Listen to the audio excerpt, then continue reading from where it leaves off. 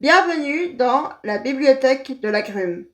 Moi c'est Clem, je suis en fac de lettres, je suis grande lectrice surtout, et donc je suis là pour te parler de bouquins. Remarque préliminaire, si tu regardes cette vidéo et que la seule chose que tu es capable de commenter est en rapport avec mon apparence, tu peux dégager, merci. Mets-moi un podcast, fais ta vaisselle à côté, j'en ai rien à faire. Mais par pitié, si tu commentes, commente en rapport avec ce que je dis. Parce que moi, je sais à quoi je ressemble, je sais pourquoi je ressemble à ça, et c'est pas mon sujet. C'est pas pour parler de ça que je suis ici, c'est pas ce qui m'intéresse. Surtout que si vraiment ta curiosité est insatiable, j'ai fait un short que tu peux aller voir, je te laisse le retrouver, débrouille-toi. Bien, maintenant, il est très probable que tu ne me connaisses pas, puisque ceci est ma première vidéo long format sur YouTube. Par contre, cela fait plusieurs mois que je suis active sur le BookTok, et c'est ce qui m'amène à l'idée de la vidéo pour aujourd'hui, puisque j'ai vu la vidéo d'une de mes collègues de BookTok qui répondait à un commentaire qui lui posait la question de comment, par quoi, démarrer la fantaisie. Et puisque j'avais plusieurs recommandations qui n'étaient pas dans la vidéo de ma collègue et qui sont donc différentes, je me suis dit au début que j'allais en faire une vidéo TikTok. Et puisque j'avais le projet de démarrer cette chaîne YouTube, je me suis dit que j'allais en faire ma première vidéo YouTube. Et si cette introduction te paraît longue, sache que je suis quelqu'un qui digresse énormément. Donc même si je fais du montage, il y aura des digressions dans mes vidéos, c'est qui je suis. Donc si tu supportes déjà pas cette introduction, pareil, tu peux aller voir ailleurs, ça me va très bien. Maintenant, j'ai imaginé différents niveaux, différentes catégories de livres de fantasy qui permettent plus ou moins facilement de commencer la fantasy.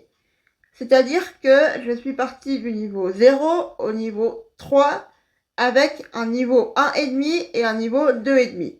La notion de niveau est peut-être un peu trompeuse parce que le but est pas de faire un jugement de valeur sur la qualité intrinsèque de ces livres, mais simplement de te présenter le niveau de facilité ou de difficulté à lire ces livres quand on n'est pas habitué à lire de la fantaisie.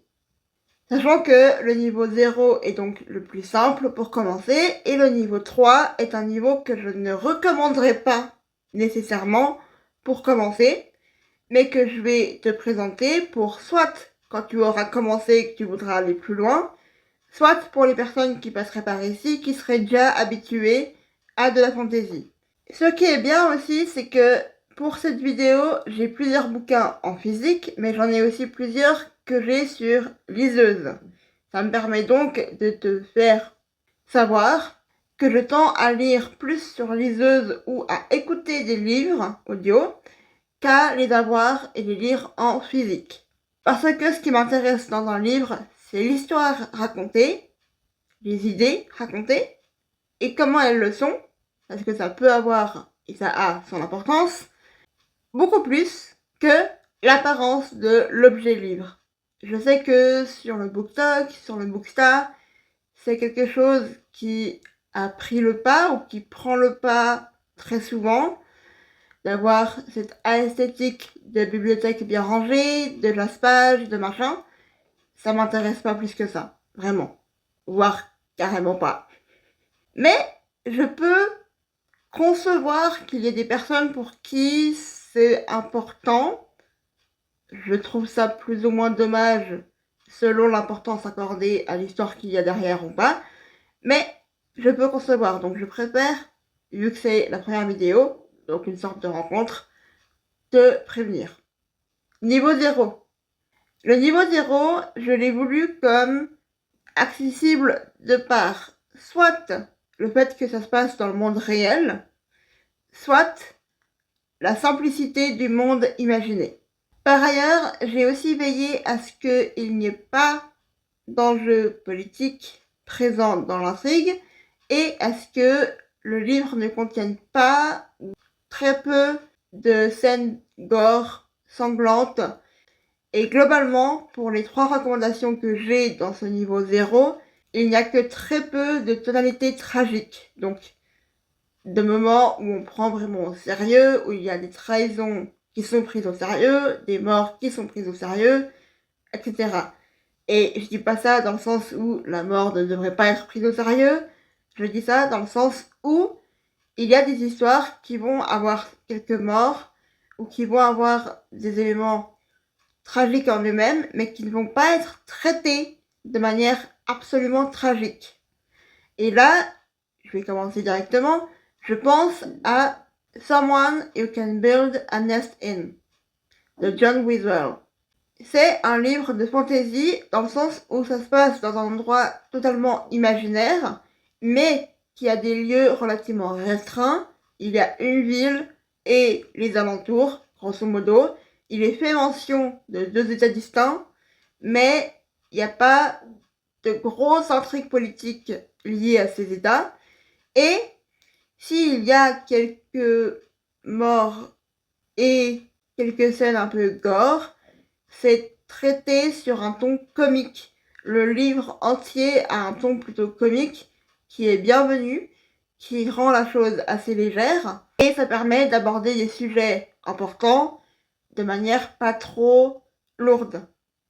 Et donc, Someone You Can Build a Nest In, c'est l'histoire d'une métamorphe qui a une espèce de masse gélatineuse comme corps, mais qui peut moduler son corps comme elle le souhaite, c'est-à-dire que pour peu qu'elle ait absorbé les éléments nécessaires, par exemple en ingérant des humains ou des animaux ou des objets, peu importe, et ben elle peut ensuite se construire des vaisseaux sanguins, des poumons, un visage humain, ou pas, des griffes ou des bras ou des jambes ou tout ce qu'elle souhaite. Et ça vaut pour la forme extérieure, des membres, etc. Et comme je disais avant, les vaisseaux sanguins, les os, peu importe. Et donc, cette métamorphe est considérée comme un monstre par les êtres humains. Et elle va avoir la très bonne idée de tomber amoureuse d'une de ces chasseuses de monstres, qui est humaine. C'est donc fantasy avec une romance saphique. Et comme je disais avant, il y a une légèreté dans le livre qui permet de faire passer des messages importants avec une bonne dose de plaisir, voire de rire à la lecture. Ma prochaine recommandation, c'est Cléopatra de Sahara El Arifi. Ça, c'est un petit peu particulier parce que c'est pas, comment dire, c'est pas que une fantaisie, en tout cas. C'est une fiction historique sur la vie de Cléopâtre. Pour autant, il y a un élément fantasy important dans le livre, déjà au cours de l'intrigue, de par le fait que chaque membre de la lignée de Cléopâtre et de sa fratrie reçoit un don des dieux égyptiens. Et donc, ces dons sont vraiment réels dans le livre, mais évidemment que c'est des dons surnaturels qui ne sont pas réels dans notre monde, jusqu'à preuve du contraire. Donc ça, c'est un élément de fantaisie, un élément surnaturel qui est admis. Par ailleurs, Cléopâtre, dans le livre, n'a pas reçu, elle, de dons des dieux égyptiens, et donc elle fait croire, justement, et c'est une partie de l'intrigue, elle fait croire qu'elle a reçu cette bénédiction, ce don, parce que sinon son règne serait d'autant plus menacé que ce qu'il est déjà. Et donc, il y a ces éléments-là qui en font une fantaisie, et il y a aussi encore un autre élément dont je ne vais pas pouvoir te dire ce que c'est sans spoiler toute l'histoire. J'ai choisi d'intégrer Cléopatra dans mes recommandations de fantaisie parce que ça peut permettre de faire le pont entre de la fiction réaliste et surtout une histoire basée sur une histoire réelle qui a existé et des éléments surnaturels, des éléments de fantaisie. Sachant que il y a probablement plus de gore que dans la dernière recommandation que j'ai pour le niveau 0. Et c'est des moments un peu gore qui sont traités avec un peu moins de légèreté et de comique que dans Someone You Can Build a Nest In. Mais, encore une fois, vu que l'histoire réelle des Cléopâtres est connue, je pense, généralement dans les grandes lignes, j'ai inclus ce livre dans la sélection. Et enfin, pour le niveau 0, ma dernière recommandation, c'est Rewitch de Lucy Jane Woods. C'est une cozy fantasy qui se passe dans notre monde tel qu'on le connaît, qui a un élément surnaturel admis qui est l'existence de sorciers et sorcières, et la protagoniste est elle-même donc une sorcière qui est dans la trentaine, qui vit en coloc avec sa meilleure amie, et elle n'utilise pas vraiment la sorcellerie au quotidien parce que elle aime pas trop ça, elle a pas envie que sa meilleure amie lui pose des questions, et donc voilà, elle se contente de vivre sa vie avec de petits sorts par-ci par-là et encore, mais grosso modo, elle n'exploite pas tant que ça ses pouvoirs de sorcière, et elle va se retrouver à devoir prouver à une assemblée de sorciers-sorcières qu'elle mérite de garder ses pouvoirs de sorcière parce que elle les exploite suffisamment bien, suffisamment souvent, de manière pertinente et à bon escient.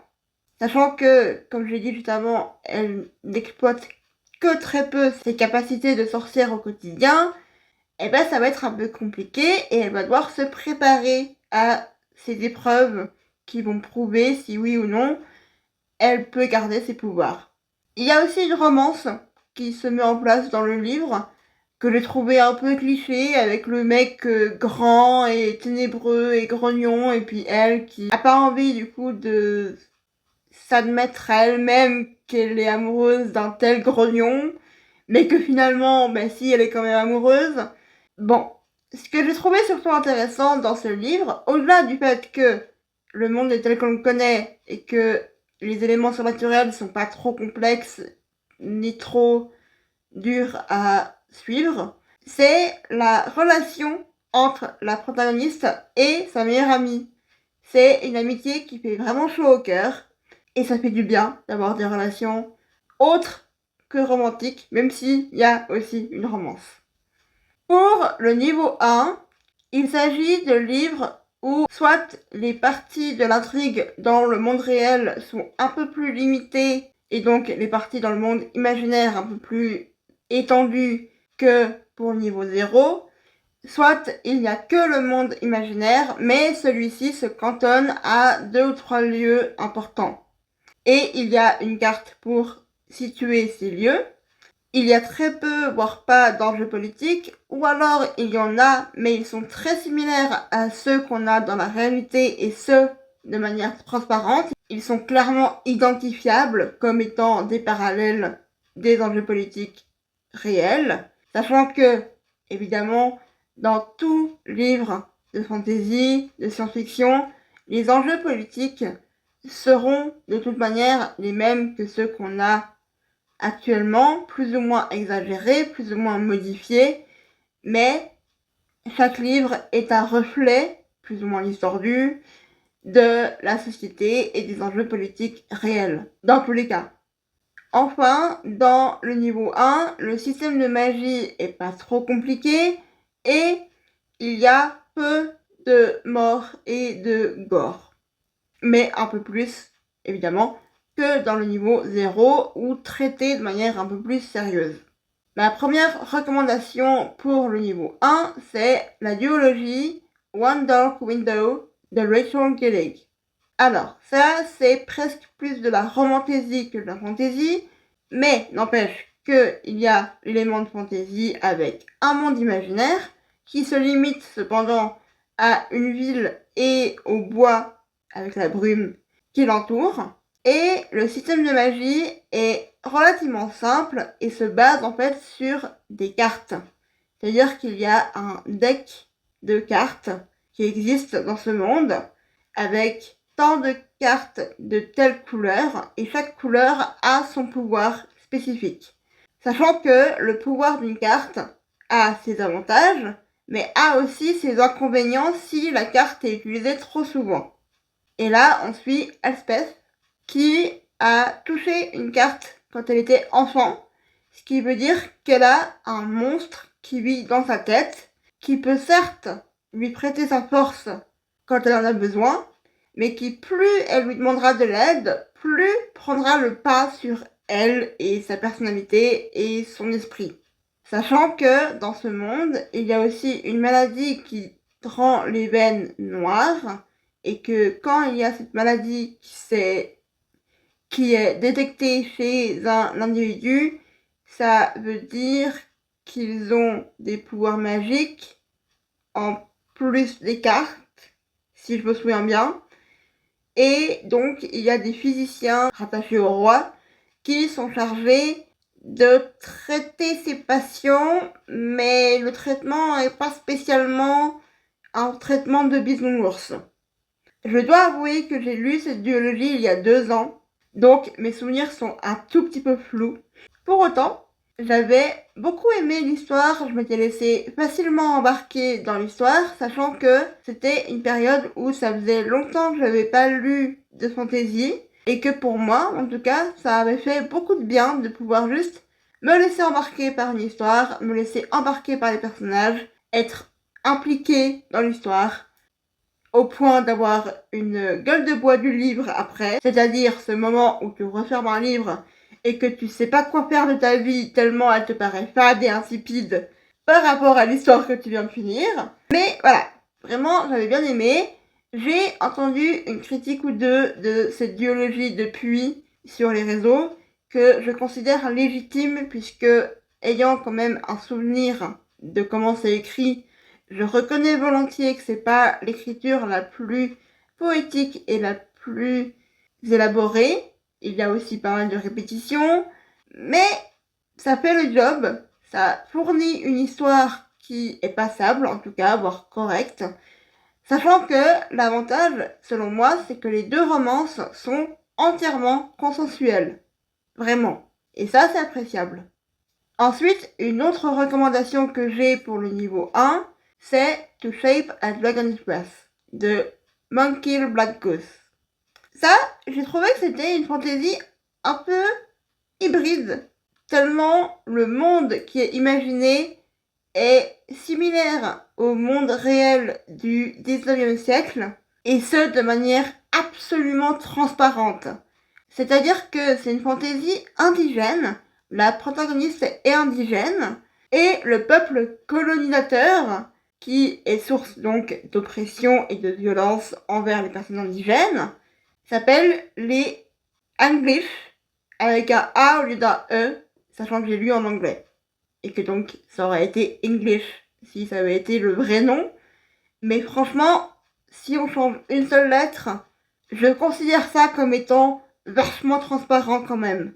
Et donc c'est à ce livre en particulier que je me référais quand je signalais des enjeux politiques très transparents par rapport aux enjeux politiques réels, à savoir les enjeux de colonisation et de racisme banalisé et d'oppression dont les personnes qui sont à l'origine de ces oppressions se rendent même pas compte, mais que évidemment les personnes qui sont à l'autre bout des oppressions qui les subissent, bien sûr, s'en rendent compte, parce que ce sont des oppressions, justement. Et ce qui est intéressant donc dans ce livre, c'est qu'on suit donc Anekous, qui est une jeune indigène, pour qui un dragon éclot. Et dans ce monde, quand tu as un dragon, tu es donc lié à ce dragon, et si tu contrôles pas tes émotions, le dragon ne contrôle pas ses émotions non plus.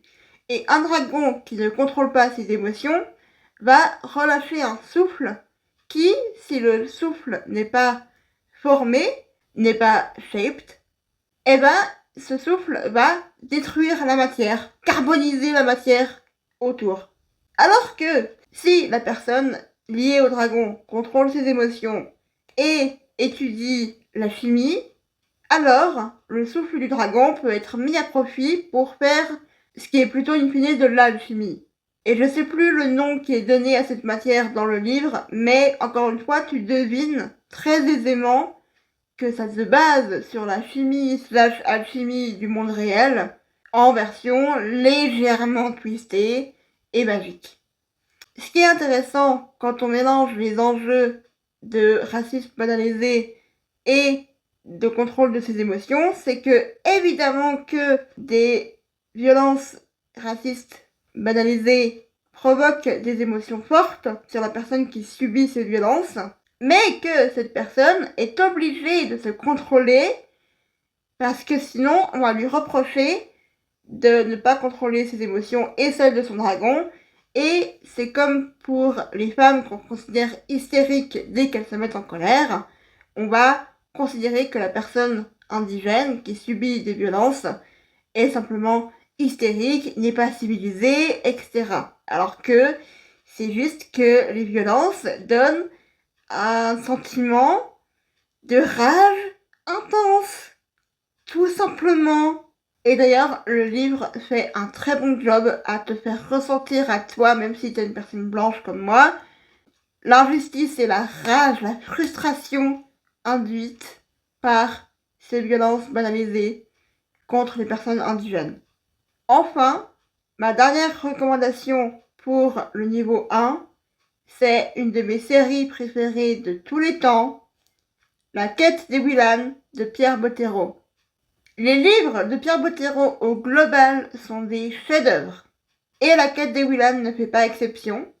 Et donc là, on a Camille, alias Willan, qui a 13 ans et qui, un beau jour, en traversant la rue dans le monde tel qu'on le connaît, avec des voitures et des camions, est sur le point de se faire écraser parce qu'elle n'a pas vu qu'il y avait un camion qui approchait, et elle fait un pas de côté et se retrouve dans un univers parallèle dans lequel le système de magie est relativement simple, puisque les personnes, à un degré variable, sont quasi toutes capables d'imaginer une scène ou un objet ou une action dans leur tête et de projeter ce qui a été imaginé dans la réalité, dans le présent.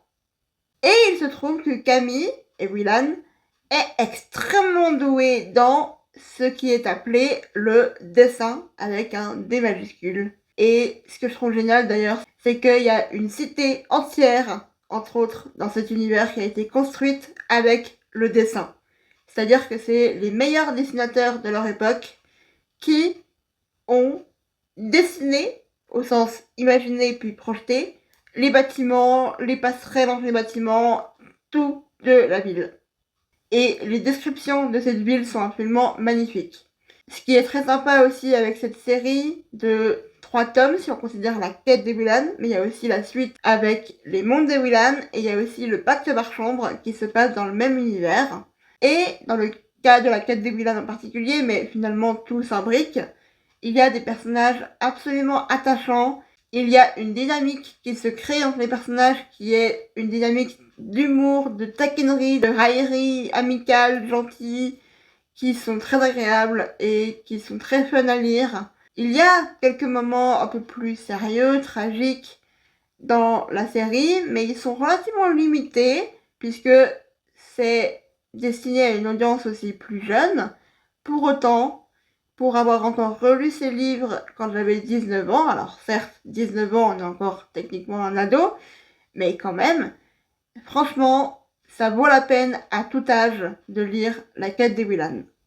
Pour le niveau 1.1, j'ai 3 livres en tête qui, selon moi, ne convenaient ni au niveau 1 ni au niveau 2, mais qui conviennent donc à ce niveau intermédiaire pour des raisons différentes en fonction de chaque livre. Donc là, je vais simplement te parler des 3 livres en question et t'expliquer pourquoi est-ce que c'est dans le niveau 1.1. Premier livre du niveau 1.1, Blood over Bright Haven, de M.L. Wang.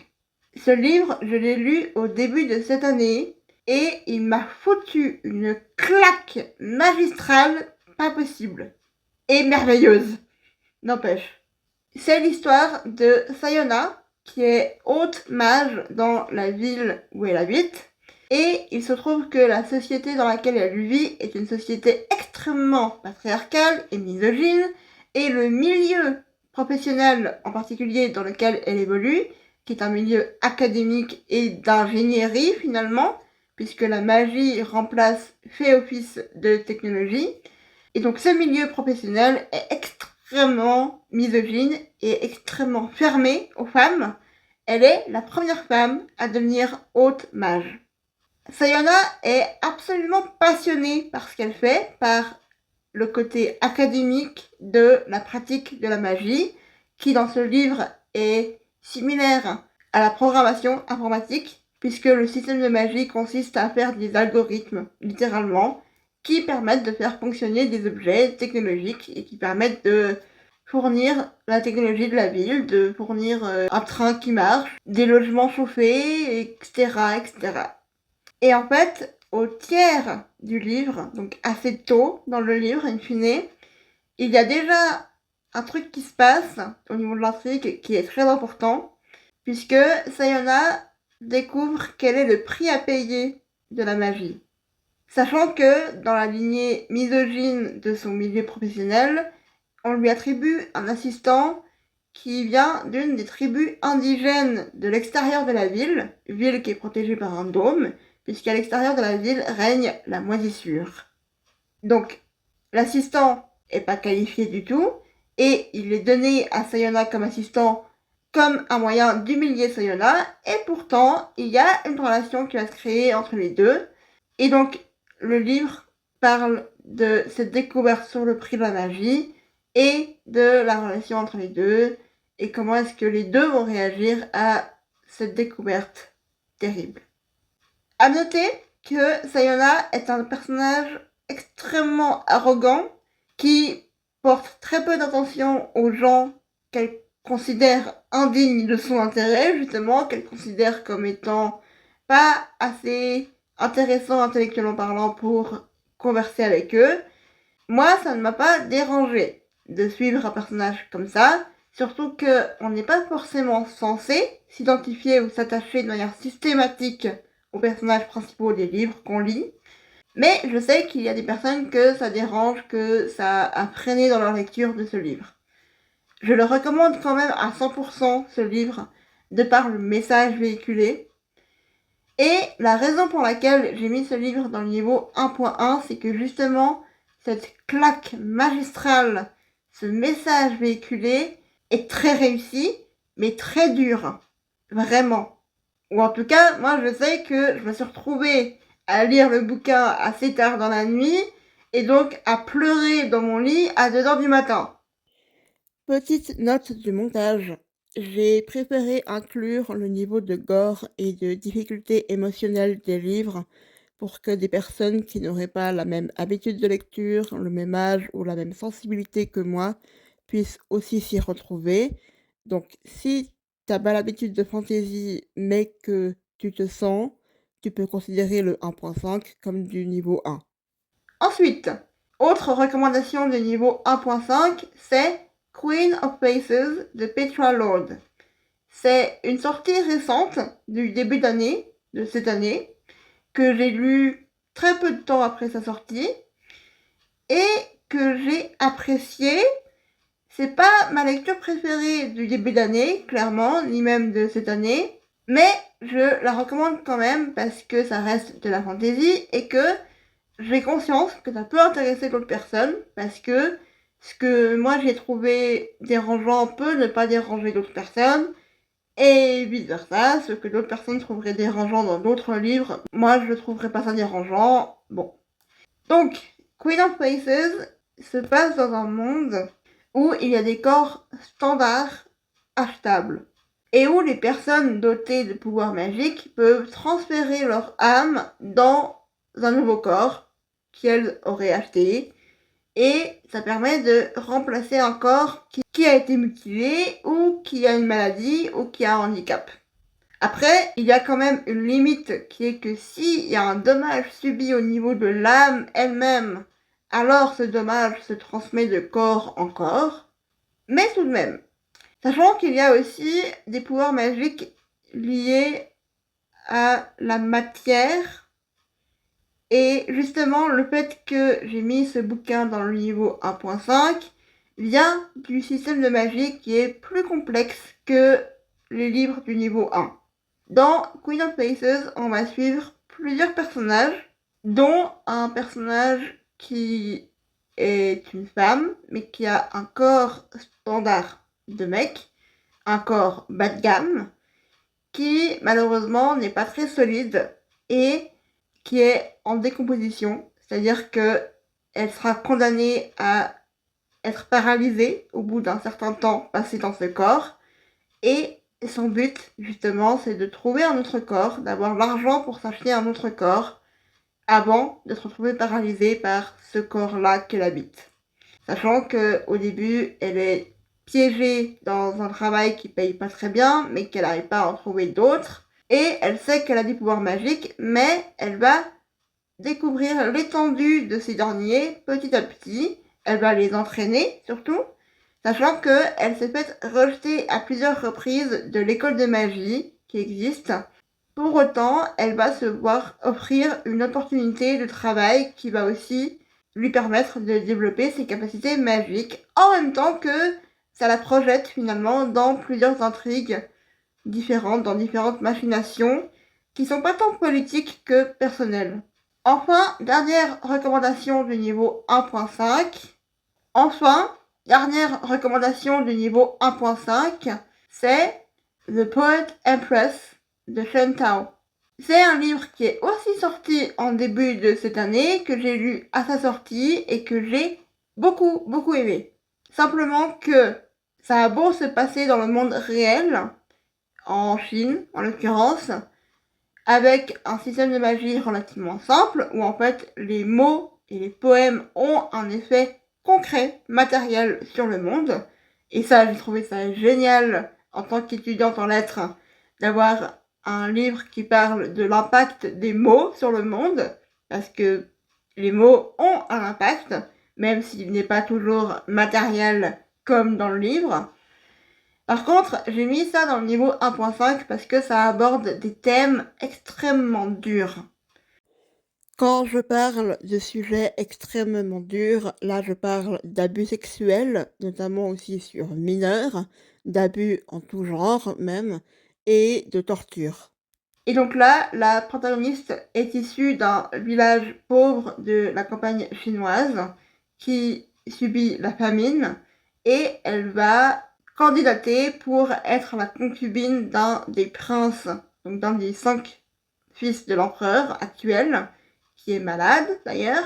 Donc il y a la question de succession qui est imminente, et il se trouve qu'elle devient effectivement la concubine, mais, et elle le savait avant, c'est pour le prince réputé être le plus cruel. Donc elle va devoir se retrouver dans l'intimité de ce prince qui est réputé cruel, qu'il l'est effectivement, et elle va devoir survivre à la cour impériale, qui est un véritable nid à serpents. Il est vrai que les enjeux politiques dans ce livre sont également plus élevés et plus importants que dans le niveau 1. Après, puisque ça se base sur le monde tel qu'on le connaît, même si c'est en Chine, donc en tant qu'Européen, Européenne ou Québécois, Québécoise peut-être, je sais pas, ou peu importe d'où tu m'écoutes finalement, il est probable que tu ne sois pas nécessairement familière avec la culture chinoise contemporaine et encore moins médiévale, mais ça reste des enjeux politiques limités entre guillemets à un seul pays, à une seule cour impériale, et finalement c'est une affaire aussi de machination personnelle dans le but d'avoir plus de pouvoir, plus que des enjeux politiques intercontinentaux ou internationaux qui seraient un peu plus complexes. Entre les thèmes durs abordés et le fait que les enjeux politiques sont quand même un peu plus élevés que dans le niveau 1, même si pas autant que dans le niveau 2, ce livre a pour moi sa place dans le niveau 1.5. Pour le niveau 2, j'ai pris des livres dans lesquels le monde a été entièrement imaginé par l'auteurice, donc avec plusieurs peuples différents, plusieurs lieux différents, une carte pour situer les lieux, et avec un système de magie plus complexe, plus détaillé, et qui, dans le cas d'un des deux livres, a une importance pour l'intrigue elle-même, a des conséquences sur l'intrigue. Il y a aussi un peu plus de gore, un peu plus de mort, avec des scènes aussi de bataille à grande échelle, et il y a des personnages un peu plus complexes. La première série de livres pour le niveau 2 que je recommande, c'est le cycle de l'héritage de Christopher Paolini. C'est une série de fantasy qui a bercé mon adolescence, que j'ai découverte à 13 ans, que j'ai relue une fois par an jusqu'à mes 19 ans en français, et que là, cette année, je suis en train de finir de relire en anglais cette fois. Et les personnages de cette série vivent dans mon cœur, je pense, pour toujours. Pour autant, elle n'est pas parfaite, mais très sympa, suffisamment pour que je recommande. Sachant que là, on suit donc Eragon, qui est le neveu d'un fermier qui ne connaît pas son père, et qui, en partant à la chasse, un jour, tombe sur ce qui s'avère être un œuf de dragon, en sachant que dans ce monde, il y a une existence des dragonnières, qui est reconnue, mais qui est passée au rang de presque légende, parce que, à part le roi despotique en place, il n'y a plus aucun dragonnier, aucune dragonnière, sachant que le roi, en tant que dragonnier, a une longévité exceptionnelle, et pour ainsi dire immortelle, est donc au pouvoir depuis des siècles, et ça signifie qu'il n'y a pas eu de nouveaux dragonniers ou de nouvelles dragonnières depuis des siècles. Ce qui fait que justement c'est devenu une presque légende. Pour autant, Eragon va voir l'œuf de dragon éclore pour lui, donner naissance à Saphira, sa dragonne, et ensemble, Eragon et Saphira vont dans un premier temps chercher à venger l'oncle d'Eragon qui se fait assassiner, et ensuite, dans un deuxième temps, vont chercher à aider les rebelles, les Vardens, à renverser le roi despotique en place. Pour ce faire, ils vont d'ailleurs devoir créer des alliances avec différents peuples, différentes races, et connaître différentes cultures. Sachant que dragonnier et dragon ont un lien télépathique, ce qui veut dire que la relation entre Eragon et Saphira est une sorte d'amitié fusionnelle, même plus que de l'amitié, une relation platonique évidemment, mais d'amour, où toute émotion est partagée, toute douleur est partagée automatiquement par le lien télépathique et sans besoin, sans nécessité absolue de langage, ce qui rend la relation encore plus profonde. Il y a aussi certains personnages secondaires, dont un en particulier que j'aime beaucoup dans cette série, mais ça, je te laisserai découvrir en lisant la série. L'autre recommandation que j'ai pour le niveau 2, c'est le cycle des secrets de Manon Fargeton. C'est une série de fantasy que j'ai découverte l'année passée et que j'ai adoré, sachant que l'univers est à la fois plutôt restreint et en même temps il y a plusieurs mondes différents dans cet univers. Simplement que le monde dans lequel l'intrigue se passe pour la majeure partie est relativement restreint, avec une ville cité-État, un peu comme la Grèce antique, et un empire qui est séparé de cette cité-État par des montagnes, et l'empire fait la guerre à la cité-État, sachant que la cité-État a une hiérarchie très très stricte, qui a beaucoup d'interdits et qui génère donc pas mal de secrets. Et ça tombe bien parce que Equinox est magicienne et sa magie repose sur la puissance des secrets. Donc au début on suit Equinox qui, suite à un naufrage avec son équipage, a trouvé un masque dans une grotte sous la banquise qui, une fois qu'ils l'ont touché puisque le masque était chaud, donc ils ont voulu se réchauffer, et ça leur a procuré l'immortalité et cette magie des secrets. Sauf que ça leur a aussi intimé l'ordre de se tuer mutuellement, puisque ça augmenterait la puissance du secret qu'est le masque. étant donné qu'un secret, plus il est connu par un nombre restreint de personnes et plus les conséquences seraient graves s'il venait à être révélé, plus le secret est puissant. Donc, il y a un espèce de bain de sang qui a lieu dans la grotte sous la banquise. Equinox en rééchappe, quelques autres aussi, et Equinox a pour mission finalement de traquer tous les autres qui restent, notamment un autre magicien, puisque celui-ci a des desseins très funestes pour le monde, pour les mondes, et Equinox va tout mettre en œuvre pour arriver à ses fins, quitte à faire des choses moralement discutables, quitte aussi à interférer plus ou moins gravement avec les vies de certaines personnes dans cette cité-État qu'est Aletheia.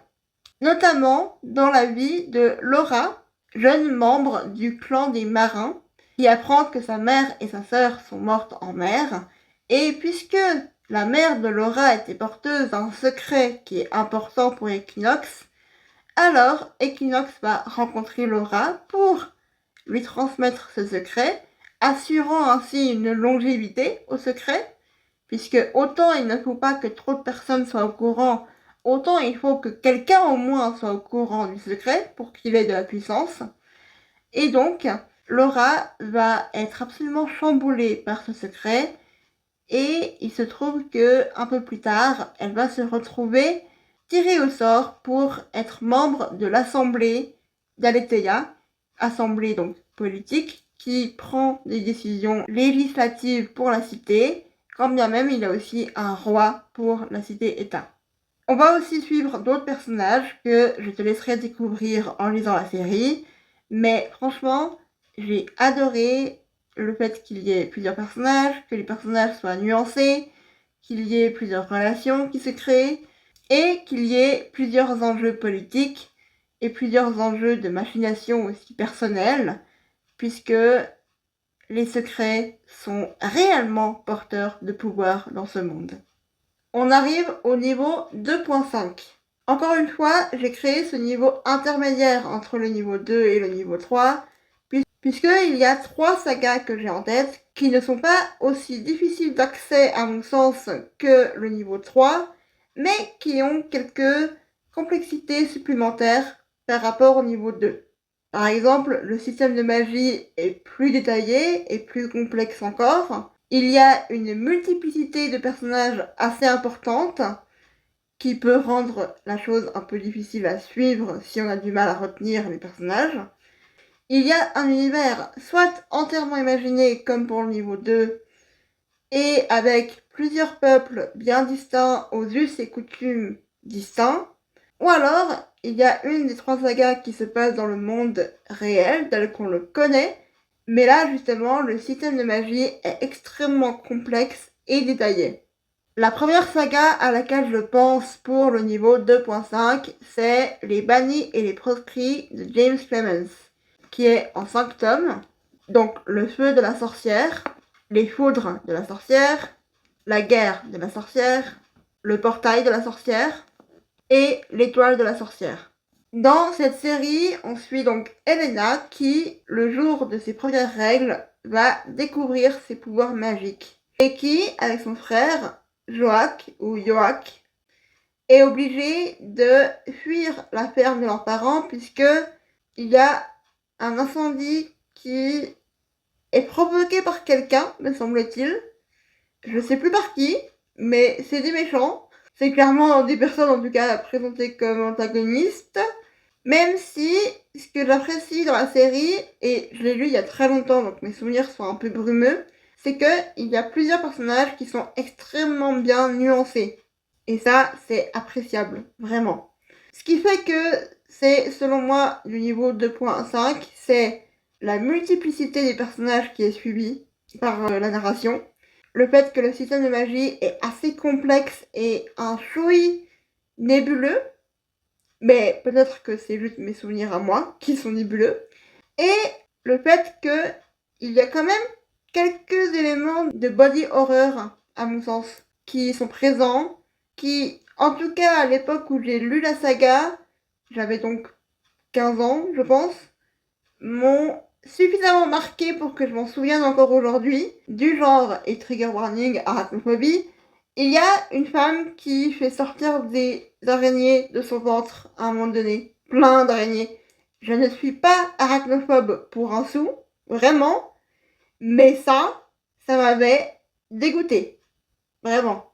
Donc, je sais que pour avoir échangé avec ma fameuse collègue du BookTok qui a fait la vidéo en réponse aux commentaires qu'elle avait eu sur par quoi commencer la fantasy, que selon elle, c'est pas tant du body horror que ça va encore, mais je préfère avertir parce que c'est suffisamment marqué pour que je m'en souvienne encore 10 ans presque après avoir lu la série.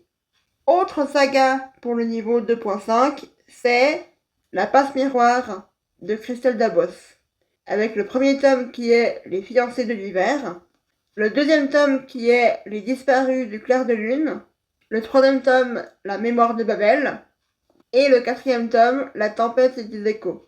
Dans cette série, on suit Ophélie, qui vient de l'arche animiste, c'est-à-dire que toute personne sur l'arche, une espèce d'îlot flottant, a un pouvoir relatif aux objets et au fait d'animer ou de percevoir la vie des objets. Ophélie est mariée de force à Thorn, de l'arche du pôle. Elle est donc obligée d'aller rejoindre son fiancé à la Citaciel, capitale du pôle, de quitter le sien, de quitter son univers, et elle va devoir se faire une place, bon gré mal gré, dans un jeu de pouvoir extrêmement subtil, mais aussi extrêmement pernicieux et féroce qu'il y a à la Citaciel, qu'il y a entre les différents clans de la Citaciel. Et au fur et à mesure des tomes, elle va aussi être amenée à tâcher de résoudre des mystères concernant l'univers créé par Christelle Dabos. Et la raison pour laquelle j'ai mis La passe miroir en 2.5, c'est parce que même si les personnages sont attachants, que l'histoire est plutôt accessible dans le sens où on rentre assez facilement dedans, eh bien, il se trouve qu'entre les différents clans de la Citaciel, qui sont pas évidents forcément à retenir au début, et le fait surtout que dans les 2 derniers tomes, et le dernier en particulier, l'univers prend une dimension extrêmement complexe qu'il n'avait pas auparavant, ou du moins qui n'était pas révélé auparavant, eh ben, je trouve que cette saga, aussi géniale qu'elle soit, a sa place dans le niveau 2.5 en tant que saga de fantasy un peu moins accessible pour des débutants de fantasy. Enfin, dernière saga pour le niveau 2.5, et oui, j'ai dû allumer la lumière parce qu'il commence à faire sombre, c'est The Bone Season de Samantha Shannon.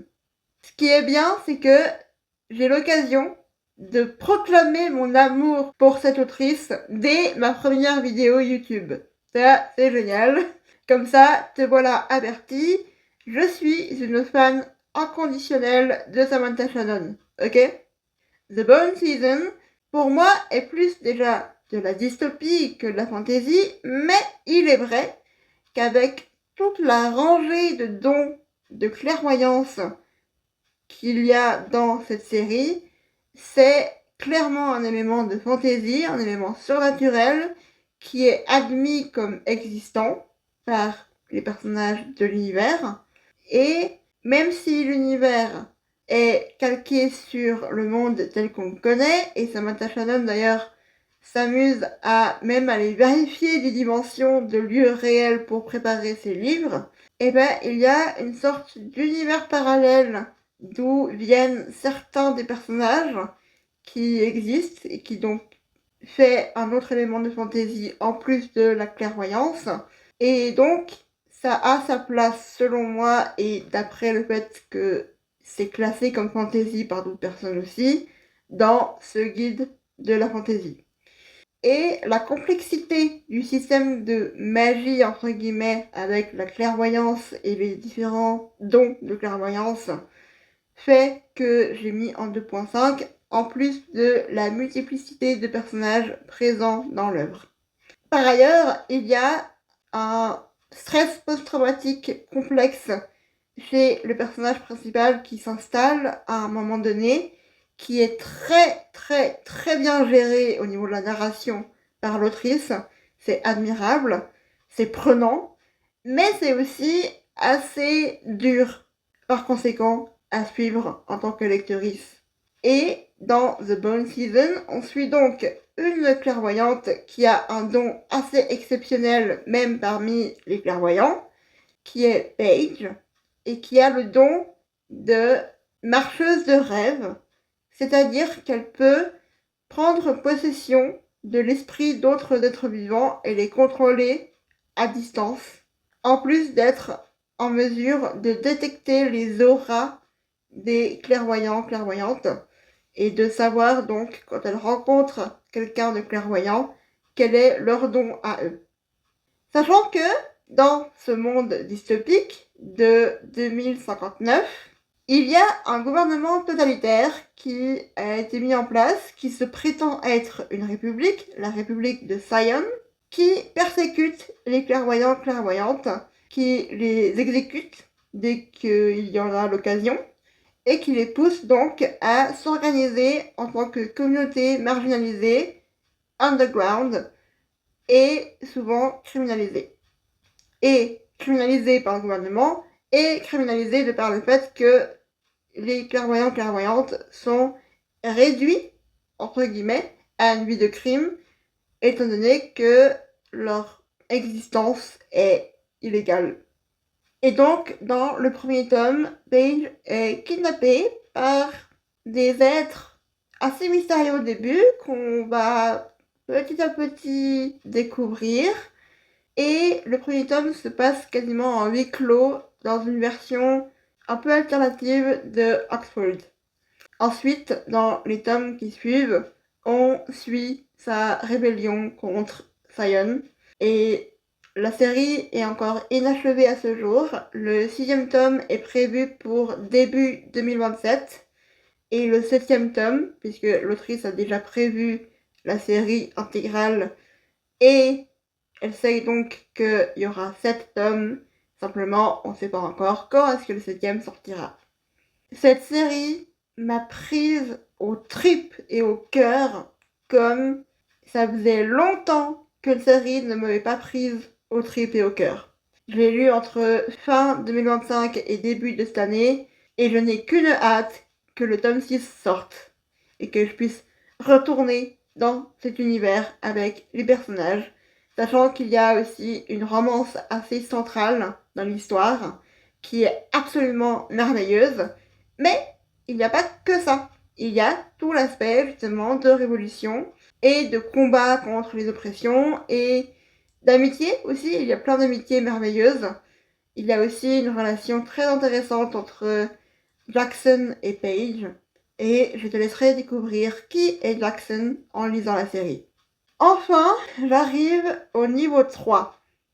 Là, on a des univers entièrement imaginaires et extrêmement complexe avec plusieurs pays, voire plusieurs continents, voire plusieurs mondes, où il y a des peuples différents avec leur propre culture, leur propre religion, leurs propres croyances, leurs propres mythes. Et on suit plusieurs personnages de plusieurs mondes ou pays différents. Il y a donc des enjeux politiques extrêmement vastes qui couvrent plusieurs pays, voire plusieurs mondes. Et le système de magie est également relativement complexe, voire il y a plusieurs formes de magie. Et donc, la première saga que j'ai en tête pour le niveau 3, c'est Les Racines de Chaos de Samantha Shannon, avec Le Prieuré de l'Oranger, qui est techniquement un standalone, c'est-à-dire que l'histoire dedans forme un tout à elle-même, pour lequel elle a sorti 2 préquels, Un jour de nuit tombée, le premier préquel qu'elle a sorti, et Parmi les fleurs embrasées, qui est sorti l'année passée. Il se trouve que sur TikTok, j'ai sorti un guide pour savoir dans quel ordre lire ces 3 bouquins, qui sont tous absolument extraordinaires. Mais, petit récap ici, je recommande Parmi les fleurs embrasées d'abord, de par le fait que c'est une novella, donc c'est plus court, ça permet de se familiariser avec l'univers, avec le style d'écriture de Samantha Shannon, qui est d'une poésie rarissime et exquise, qui se retrouve aussi dans The Bone Season, bien sûr. Ensuite, je recommande de lire Le Prieuré de l'Oranger, puisque les événements racontés dans Parmi les fleurs embrasées se situent quelques années avant Le Prieuré de l'Oranger, sachant que je parle évidemment là de chronologie de l'univers imaginé par Samantha Shannon. Et enfin, je recommande de finir par Un jour de nuit tombée, qui se passe dans la chronologie de l'univers toujours 500 ans avant les événements du prieuré de l'Oranger. Mais l'avantage de lire Un jour de nuit tombée après, c'est que on aura eu connaissance brièvement de certains noms de personnages qui ont été mentionnés dans le prieuré de l'Oranger comme légendes, figures historiques, et qui sont développés dans Un jour de nuit tombée. Et donc, cet univers a plusieurs pays différents, le point commun étant qu'il y a la menace de dragons cracheurs de feu, destructeurs, qui sont tous sous l'égide d'un immense dragon innommable qui a été vaincu une première fois par une figure historique qui, pour le coup, n'est développée dans aucun des 3 bouquins, mais le mythe est bien sûr raconté dans les 3 bouquins. C'est le mythe donc de Cléolinde qui a vaincu l'innommable dragon, mais elle l'a vaincu seulement dans la mesure où le dragon est dans une espèce de sommeil, de coma, qui a une durée déterminée. Par contre, chaque pays a ses propres croyances sur qui a vaincu l'innommable de façon à le mettre dans un coma et sur qu'est-ce qui permet de maintenir finalement ce dragon innommable dans ce coma, en sachant en revanche que ce coma a une durée bien précise qui est évoquée dans le prieuré de l'Oranger. Et le prieuré de l'Oranger en particulier suit plusieurs personnages de plusieurs pays différents, notamment d'un pays de l'Ouest et d'un pays de l'Est, sachant que les 2 continents ont été complètement ostracisés l'un de l'autre au fil des siècles, après une période historique très sombre, qui est la période historique développée dans Un jour de nuit tombée. Et donc, dans le prieuré de l'Oranger, ces 2 personnages de l'Ouest et de l'Est en particulier, mais pas que, vont devoir trouver un moyen de mettre un terme, une bonne fois pour toutes, à l'existence de ce dragon innommable. Enfin, la dernière saga pour le niveau 3 et la dernière saga de cette vidéo est His Dark Materials de Philip Pullman, qui est une trilogie qui a connu une extension que je n'ai pas encore lue. Je n'ai lu que la trilogie initiale pour l'instant, et je l'ai lue il y a 3 ans. Donc mes souvenirs sont un peu brumeux. Pour autant, je me souviens avoir bien aimé, avoir été 100% investi dans l'histoire et dans les personnages, m'être attaché aux personnages, et avoir été impressionné, parfois même déboussolé, par la multiplicité de mondes différents, carrément, dans l'univers créé par Pullman.